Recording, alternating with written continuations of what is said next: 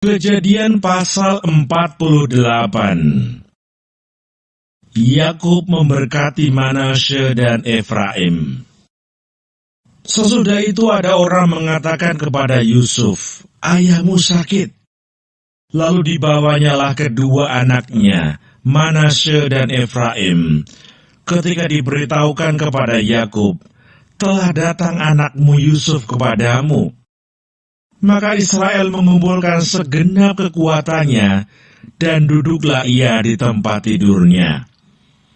Berkatalah Yakub kepada Yusuf, "Allah yang Maha Kuasa telah menampakkan diri kepadaku di Luz di tanah Kanaan, dan memberkati aku, serta berfirman kepadaku, 'Akulah yang membuat engkau beranak cucu, dan aku akan membuat engkau bertambah banyak dan menjadi sekumpulan bangsa-bangsa. Aku akan memberikan negeri ini kepada keturunanmu untuk menjadi miliknya sampai selama-lamanya.' Maka sekarang kedua anakmu yang lahir bagimu di tanah Mesir, sebelum aku datang kepadamu ke Mesir, akulah yang empunya mereka. Akulah yang akan empunya Efraim dan Manasye, sama seperti Ruben dan Simeon. Dan keturunanmu yang kau peroleh sesudah mereka, engkaulah yang empunya. Tetapi dalam pembagian warisan, nama mereka akan disebutkan berdasarkan nama kedua saudaranya itu. Kalau aku, pada waktu perjalananku dari Padan, aku kematian Rahel di tanah Kanaan di jalan, ketika kami tidak berapa jauh lagi dari Efrata, dan aku menguburkannya di sana, di sisi jalan ke Efrata, yaitu Bethlehem. Ketika Israel melihat anak-anak Yusuf itu, bertanyalah ia, 'Siapakah ini?' Jawab Yusuf kepada ayahnya, 'Inilah anak-anakku yang telah diberikan Allah kepadaku di sini.' Maka kata Yakub, 'Dekatkanlah mereka kepadaku, supaya ku berkati mereka.' Adapun mata Israel telah kabur karena tuanya, jadi ia tidak dapat lagi melihat.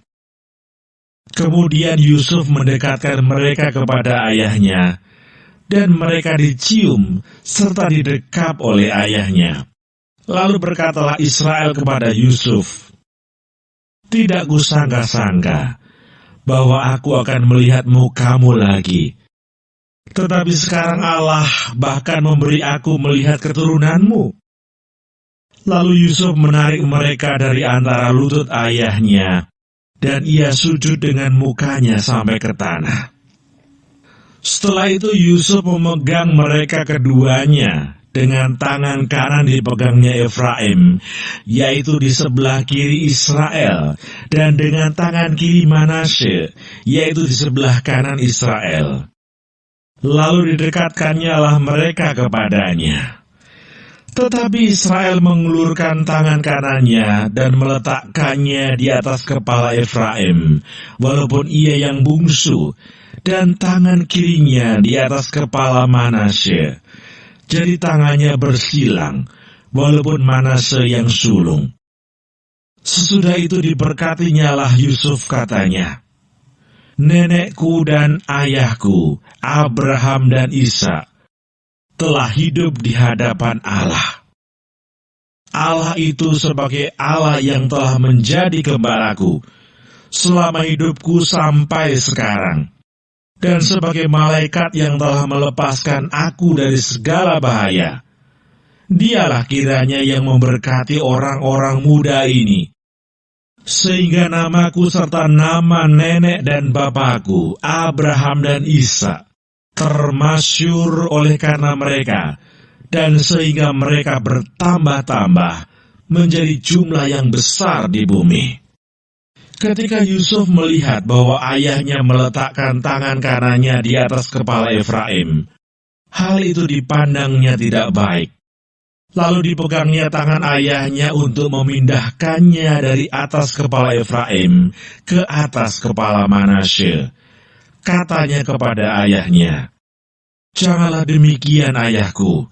Sebab inilah yang sulung. Letakkanlah tangan kananmu ke atas kepalanya. Tetapi ayahnya menolak, katanya, Aku tahu anakku, aku tahu. Ia juga akan menjadi suatu bangsa, dan ia juga akan menjadi besar kuasanya. Walaupun begitu, adiknya akan lebih besar kuasanya daripadanya, dan keturunan adiknya itu akan menjadi sejumlah besar bangsa-bangsa. Lalu diberkatinya Allah mereka pada waktu itu, katanya, dengan menyebutkan namamu lah orang Israel akan memberkati. Demikian, Allah kiranya membuat engkau seperti Efraim dan seperti Manasye. Demikianlah didahulukannya Efraim daripada Manasye. Kemudian berkatalah Israel kepada Yusuf, Tidak lama lagi aku akan mati, tetapi Allah akan menyertai kamu dan membawa kamu kembali ke negeri nenek moyangmu. Dan sekarang aku memberikan kepadamu sebagai kelebihanmu daripada saudara-saudaramu, suatu punggung gunung yang kurebut dengan pedang dan panahku dari tangan orang Amori.